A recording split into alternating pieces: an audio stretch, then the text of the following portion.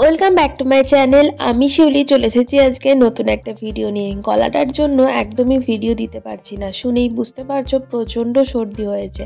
তো আজকে অনেক দিন পর ভাবলাম একটা ছোট্ট ভিডিও তোমাদের সঙ্গে শেয়ার করি। খুব চটজলদি, আর শীতকাল তো এসেই গেছে, সবজির ভান্ডার, তাই ভাবলাম একটু চাউমিন করি। তো সেদিনকে চাউমিন করেছিলাম একদম খুব সহজ পদ্ধতিতে, খুব তাড়াতাড়ি চটজলদি। আজকে তোমাদের সঙ্গে সেটাই শেয়ার করব।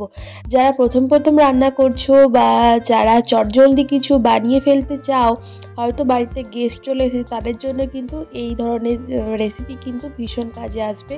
তো তার জন্য সঙ্গে থেকো, দেখতে থেকো। তো দেখো চাউমিনটা সিদ্ধ করতে বসিয়ে দিয়েছি। আর জলের মধ্যে দিয়েছিলাম 2 টেবিল চামচ হচ্ছে রিফাইন্ড অয়েল, দিয়ে চাউমিনটাকে সেদ্ধ করতে দিলাম।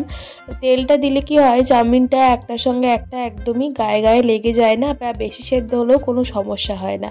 তারপর দেখো তেল বসিয়ে দিয়েছি, ওতে যা যা তোমাদের কাছে ভেজিটেবল থাকবে সমস্ত কুচি কুচি করে কেটে নেবে। আমি এখানে বাঁধাকপি, ক্যাপসিকাম, টমেটো, পেঁয়াজ, মটরশুঁটি, আদা, কাঁচা লঙ্কা এই সমস্ত সবজিগুলো ইউজ করেছি। তোমরা চাইলে এখানে ব্রোকলি বা ফুলকপিও ইউজ করতে পারো। সেক্ষেত্রে ফুলকপি দিলে কিন্তু টেস্টটা একটু অন্যরকম হয়, তার জন্য আমি এখানে বাঁধাকপি ইউজ করেছি।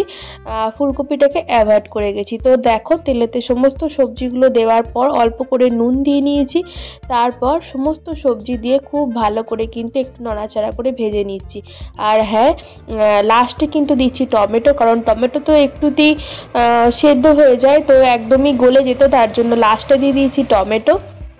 আর দেখো সবজিগুলো মোটামুটি খুব ভালো করে ভাজা হয়ে গেছে। এরপর ওটাকে সাইডে সরিয়ে রেখে সেই তেলের মধ্যেই, জাস্ট খুব অল্প তেলেই রান্নাটা হচ্ছে, সেই অল্প তেলের মধ্যেই দিয়ে দিয়েছি একটা ডিম।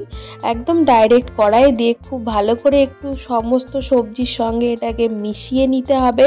আর খুব ভালো করে কিন্তু ভাজা করতে হবে, নাহলে কিন্তু ডিমের একটা আঁশটে গন্ধ থাকবে। তো দেখো ডিমটাকে সমস্ত সবজির সাথে আরও একবার খুব ভালো করে হালকা হাতে মিশিয়ে নিচ্ছি। এর সঙ্গে সঙ্গে তোমাদের বলে রাখি, যদি আমার চ্যানেলে কেউ নতুন হয়ে থাকো আর আমার এই ভিডিওগুলো তোমাদের ভালো লেগে থাকে, তাহলে লাইক, কমেন্ট, শেয়ার আর সাবস্ক্রাইব করে পাশে থাকা বেল অল নোটিফিকেশানটা প্রেস করে দিও, যাতে আমি যখনই কোনো ভিডিও ছাড়বো তোমাদের কাছে সবার আগে নোটিফিকেশান চলে যায়। কথা বলতে বলতে আমি দিয়ে দিচ্ছি গুঁড়ো মশলাগুলো।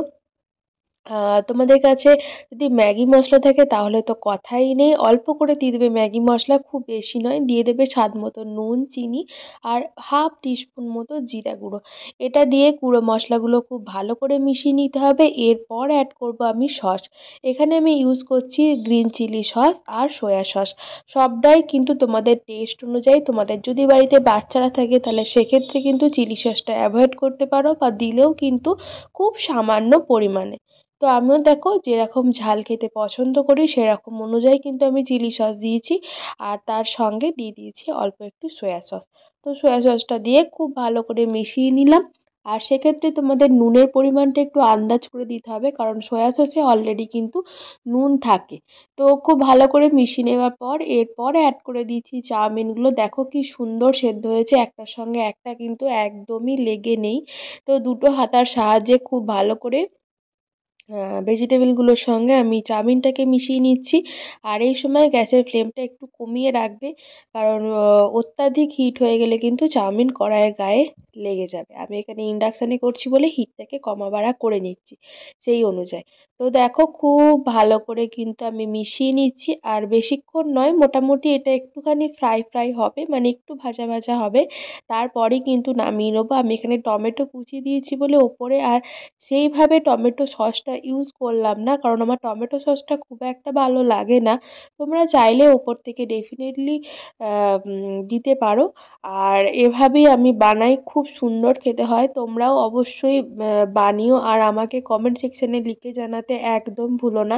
তোমাদের হাতে করে দেখিয়ে দিচ্ছি, দেখো একটার সঙ্গে একটা একটুও লাগেনি, আর মোটামুটি কিন্তু ভাজা ভাজা হয়েই এসেছে।